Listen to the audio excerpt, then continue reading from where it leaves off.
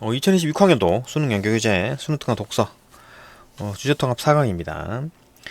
요거는 이제 외교, 그죠? 뭐 국제 정치학 이런 얘기를 하네요. 그러니까 뭐 국제 간의 어떤 힘의 분포, 국제가 국가의 힘, 뭐 이런 거, 힘의 균형. 그러니까 이제 강대국 간의 이제 힘의 이제 균형을 어떻게 이루어져 있는지, 그걸 보는 이론이 크게 두 가지가 있다. 뭐 세력 균형론, 그다음에 패권 안정론이 있다. 그죠? 세력 균형론. 에 대한 얘기를 쭉 하고, 그 다음에 여기는 이제 패권 안정론에 대한 얘기를 합니다. 그죠? 뭐 그거 두 개 보면 이제 끝인 거고, 어렵지가 않아요. 쭉 읽어집니다. 나를 보게 되면 뭐 동맹에 대한 이야기 나오는데, 뭐 동맹은 뭐 이런 거고, 그다음 동맹 전략은 왜 동맹을 하는가? 그죠? 동맹에 그렇게 해가지고 얻으려고 하는 게 뭔가? 아니면 동맹의 어떤 방법, 균형 전략, 그다음 편성 전략 이런 게 있다. 뭐 슈펠러가 바라보면 편성 전략은 또 여러 가지 또 몇 개가 또 나눠지고, 결국 이제 동맹이 뭐 어떤 거다, 그런 얘기를 하는 겁니다. 왜 하느냐, 뭐 그런 얘기들. 뭐 어렵지가 않아요. 쭉쭉 읽어집니다. 뭐 이런 거죠. 국제 정세가 이제 이럴 경우, 그다음 국제 정세가 이럴 경우, 그다음 국제 정세가 또 요렇게 될 경우, 요건 이제 지문 보고 뭐 적용해서 추론하라는 문제인데, 지문이 어렵지가 않으니까 문제도 쉽게 풀릴 겁니다. 봅시다. 다시 뭐 지금 어렵지가 않아요. 쭉쭉 읽어집니다. 봅시다. 가부터 국제정치학에서 국가의 힘과 국가 간의 힘의 분포, 혹은 힘의 균형에 관한 논의는 오랜 논쟁 내용 중 하나다. 그치? 국가 간의 힘의 이해와 관련된 것들 중에서도 특히 강대국 간의 힘이 균형을 이루고 있는지, 이 여부와 관련하여 강대국 간의 힘이 균형을 이루고 있는지 아닌지, 그 여부죠, 그죠? 그러니까 강대국 간의 힘이 이제 균형이 있는지 없는지, 그거에 대한 관련해 가지고 국제 정치, 국제 체제의 안정과 평화가 이제 주로 논의되는데, 대표적인 이론으로 세력 균형론과 패권 안정론이 있다. 그래서 세력 균형론, 그다음에 여기 이제 패권 안정론, 요 두 개 설명하면 끝이네요. 봅시다. 세력 균형론에서 세력 균형은 국가 간의 힘이 배분된 측면과 정책적인 측면으로 나누어 그 의미를 파악해 볼 수 있다. 그러니까 세력 균형론에서도 또 두 가지가 나뉘네. 국가 간의 힘이 배분된 측면, 그다음에 정책적 측면. 세력이 이제 균형이 잡혀 있는데, 세력 균형론, 그럼 뭐 패권 안정론은 뭐 패권이 안정이 돼 있다는 얘기잖아요, 그죠? 이건 세력이 균형되어 있다는 얘기고. 봅시다. 국가 간에 이제 힘이 배분된 측면, 그거를 위주로 볼 건가, 아니면 정책적인 측면으로 볼 건가, 뭐 그런 얘기를 하는 거지. 어떤 관점으로 볼 건가, 그죠? 의미가 이제 나눠 볼 수 있답니다. 일단 전자의 측면.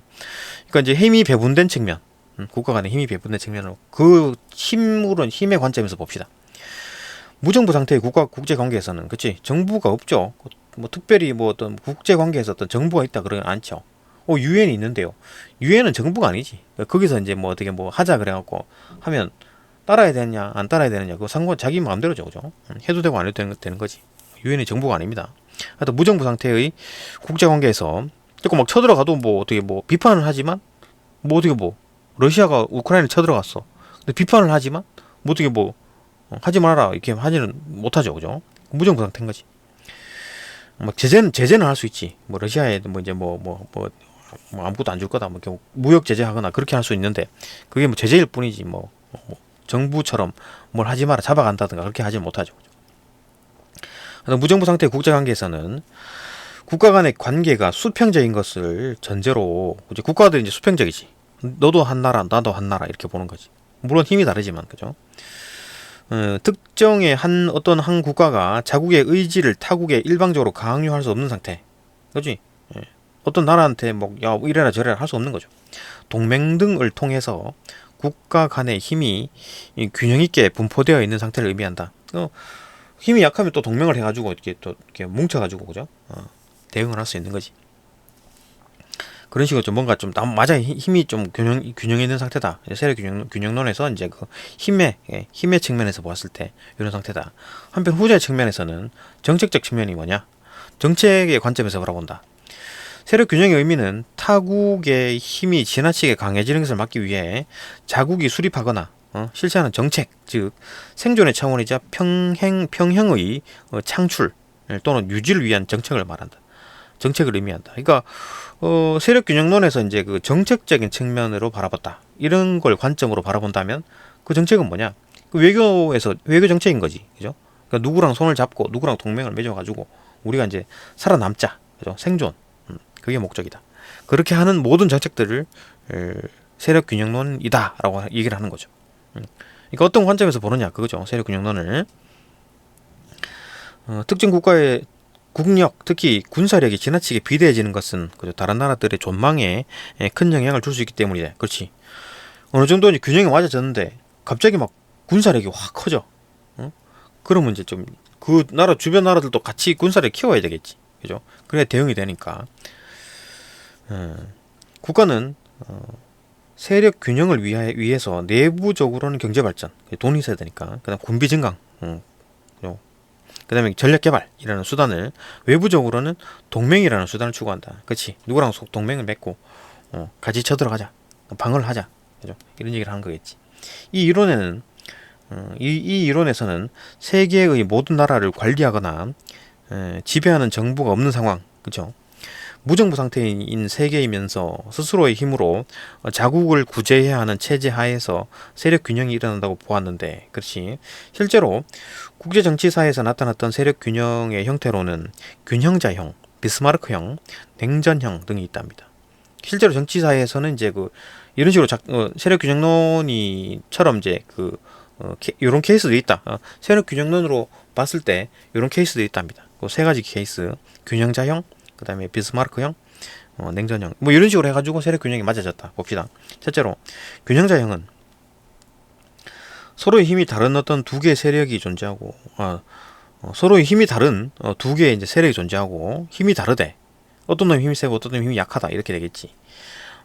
그런 상황에서 제3의 세력이 균형자가 제3의 세력의 이제 세력으로서의 균형자가 개입하여 힘이 약한 쪽에 이제 균형자의 힘을 더해서 균형을 유지해 나가는 것이. 그러니까 제3자가 있는 거지. 힘이 센 놈이 있고 힘이 약한 놈이 있는데, 제3자가 있는데 얘가 이제 힘이 약한 놈의 손을 들어줘 가지고 좀 세력이 균형이 되는 그런 경우다. 그게 이제 균형자다, 균형자형이다 라고 하는데, 그죠?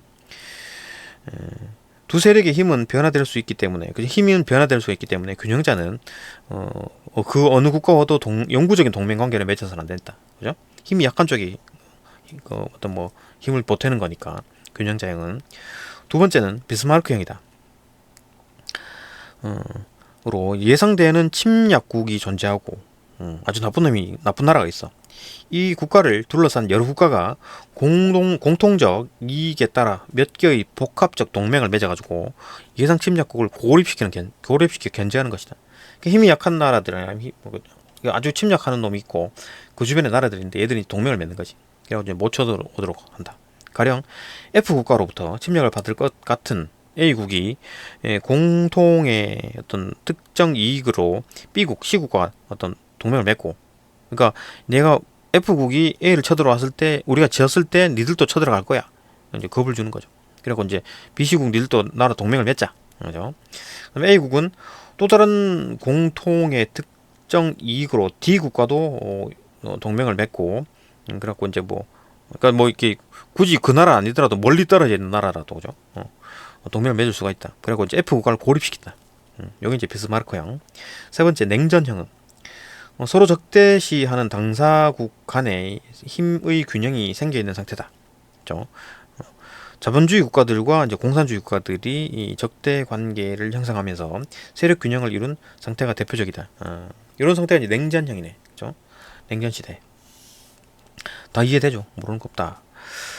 요게 이제 그 세력 균형론이 이제 역사적으로 있었던 그런 케이스들이었고, 이런 경우가 있었다, 그죠? 그것도 두 가지 관점에서 바라볼 수 있다. 힘의 어떤 관점에서 바라볼 수 있고, 그 다음에 정책적인 관점에서 바라볼 수 있다. 오케이. 그 다음 이제 요게 이제 세력 균형론이었고, 그 다음 패권 안정론에 대한 얘기를 할 겁니다. 패권 안정론.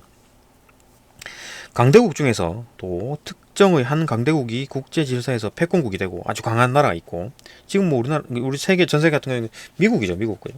이런 패권국이 있고, 이 국가를 중심으로 한 국제 체제의 안정이 이제 만들어진다고 본다.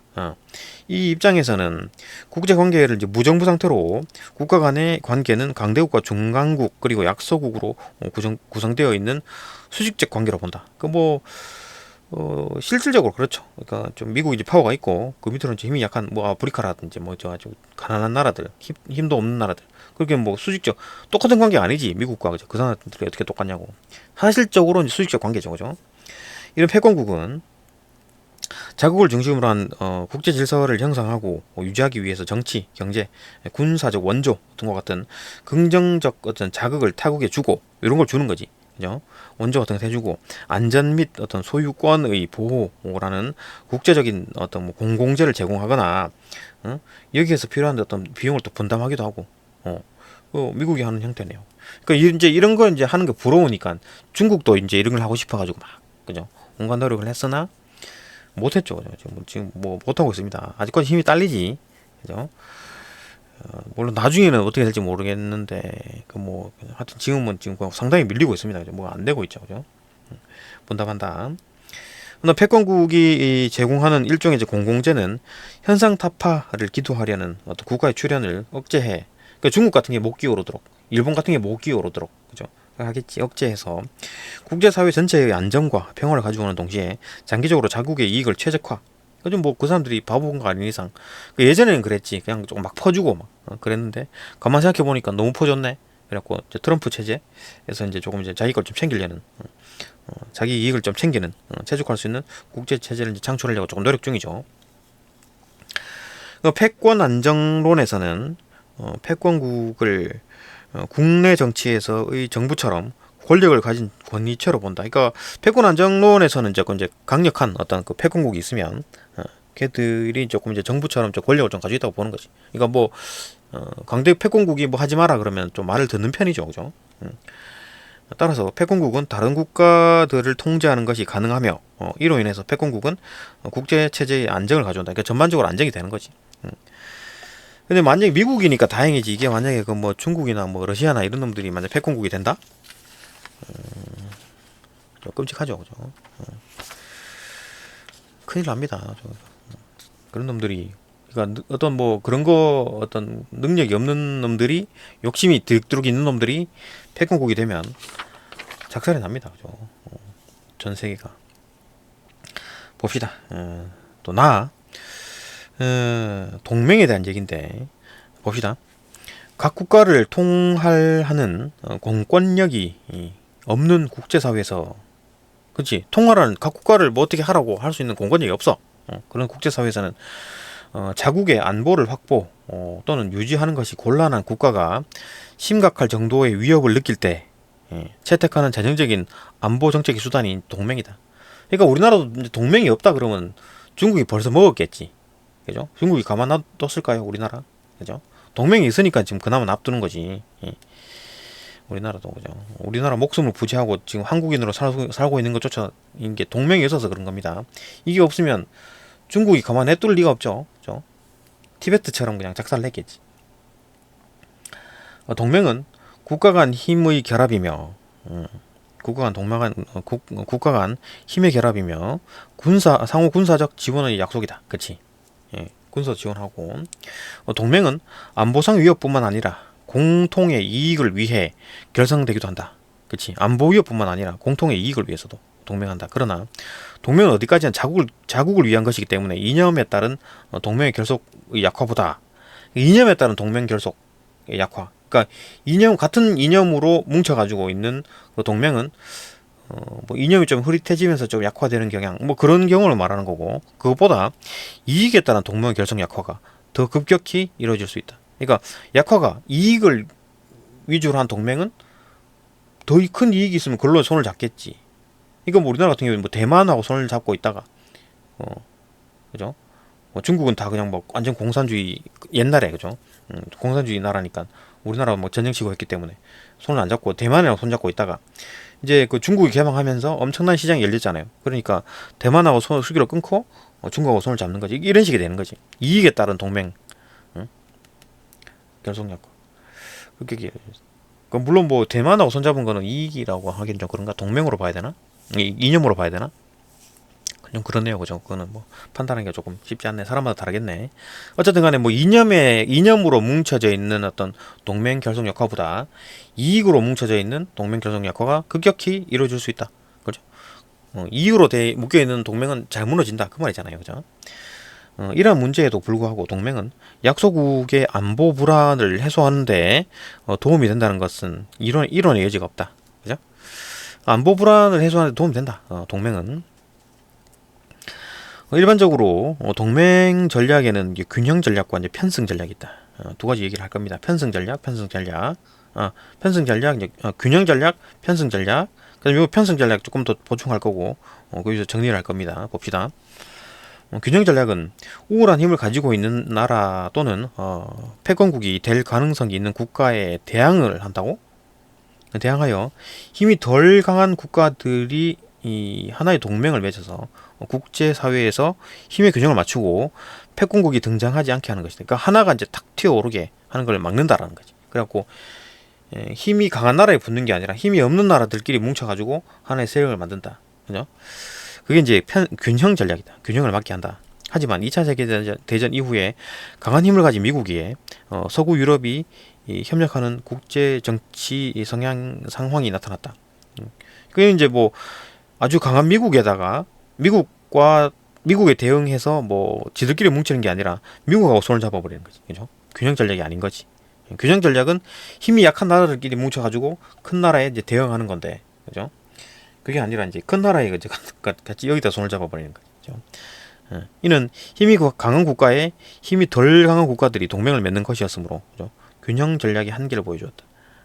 균형 전략을 하겠냐고. 강한 나라에 동맹 맺는 게 훨씬 낫지. 이 바보지, 이상주의적인 거죠, 그죠? 대항은 왜 하나? 그러니까 막 미국이 만약에 다른 나라를 막 괴롭혀, 그러면은 그렇게 하는데 괴롭히는 나라가 아니잖아요, 미국 자체가, 그죠? 그런 거였다, 그죠? 중국 같은 놈들은 막 괴롭히잖아. 그죠? 러시아 같은 거는 직접 쳐들어가고 그런 어떤 불량 국가들이랑 다르죠, 미국은, 그죠? 미국이 어떻게 패권국가 돼갖고 막 그거 막 어떻게 막 그럴 수가 있냐고, 어디서 패권국질이야, 뭐 이렇게 할 게 아니에요, 그죠? 미국은 그나마 패권국으로도 할 만한 어떤 뭐라고 체계 그런 게 있다라고 봐야 하니까 어떤 뭐 이론이 있다 그래야 되나? 그런 어떤 뭐 능력이 있다고 해야 되나? 그죠? 그런 능력이 있는 거지. 근데 뭐 아무것도 없는 놈들이 일본 같은 거나 아니면 뭐 중국이나 러시아 이런 놈들이 패권을 갖게 되면 전 세계가 힘들어지겠죠. 욕심이 디글디글하고 막 그런 놈들이기 때문에. 봅시다. 균형, 요런 거다. 이게 이제 균형 전략이고, 편승 전략은 패권국 또는 힘이 강한 국가와 동맹을 맺고, 그죠? 일반적으로 이제 편승 전략이네. 편승을 한다는 얘기지. 이 국가가 가진 힘을 통해서 국익을 극대화하는 것이, 그죠? 이게 이제 스마트하지. 우리나라 같이 이제 인구가 작은 편에 속하고, 또 뭐, 우리나라에서는 최대한 편승 전략을 펴가지고, 국익을 최대화하는 게 방법이 맞다. 그죠? 슈펠러는 편승 전략을 다양한, 요건 이제 편승 전략, 그러니까 균형 전략과 편승 전략에 대한 얘기를 한 거고, 요건 이제 편승 전략에 대해서 조금 더 보충 설명을 하는 겁니다. 그죠? 슈웰러라는 사람이, 편승 전략은 다양한 국익의 확보와 증진이라는 차원에서, 다양한 국익의 확보와 증진이라는 차원에서, 이제 국익을 증진하는 게 편승 전략의 목표인데, 방어적 편승, 작할식 편승, 영합적 편승으로 나눴답니다. 편승도 이제 세 가지 종류가 있네, 봅시다. 방어적 편승은 강대국이나 패권국과 대립하는 약소국이 무모한 전쟁의 비용을 피하기 위해서 강대국이나 패권국과 동맹을 맺는 것이다. 대립은 하는데, 대립을 하지만 동맹을 맺어가지고 우리 좀 때리지 말아 달라, 그죠? 방어적 편승. 작할식 편승은 수정주의 국가와 수정주의 국가는 이 뒤에 설명했습니다. 수정주의 국가와 세력권에 이제 관한 협정을 체결하고 자국의 이익을 추구하는 것이다. 수정주의 국가가 뭐냐? 수정주의 국가는 패권국에 도전하여서 패권국이 되려는 국가. 그러니까 지금 상황을 수정하겠다. 그런 나라죠, 그죠? 그런 국가들과 어떤 동맹을 체결해가지고 내 이익을 추구하는 거다. 자국의 이익을 추구하는 거다. 이를 위해서 이제 국가의 권력과 군사력을 확장한다. 이런 식으로. 이제 여기 수정주의 국가는 이제 그런 식으로 이제 그 패권국이 되고 싶으니까 이제 막 자기 이제 국력도 키우고 막 군사력도 확장하고 딱 하는 짓이 중국 하는 짓거리죠, 그죠? 그런 짓을 하고 있다. 그러니까 그런 나라와에 붙어가지고 조금 이제 콩고물 얻어 먹어볼까. 자국의 이익을 좀 추구해 볼까, 뭐 그런 거. 그다음에 요런 게 적할식 편승이고, 그다음 영합적 편승은 뭐냐? 전쟁 결과가 거의 확정적일 때 승리의 배당을 얻기 위해서 승자 측에 편승하는 것이다. 이건 야사박이에요, 그죠? 뭐 어떻게 할지 모르고 그냥 뭐 이렇게 계속해서 발 빼고 있다가 이쪽이 이길 것 같다 하니까 거기다가 싹 이제 그 손을 딱 잡는 거죠. 영합적이다라고 얘기를 하는 거지. 그러니까 이런 식으로 이제 약간 좀 얍삽한 식으로 방어적 편승을 한다든가 작할식 편승을 한다든가 영합적 편승 뭐 이런 식으로 뭐 국제 외교라는 게 일반적으로 이렇게 해야 되죠. 방법이 없습니다. 그러니까 뭐 완전히 힘이 세지 않는 이상 이런 식으로 해야 된다. 우리나라가 이제 살 방법은 이런 것밖에 없는 거지. 그렇죠?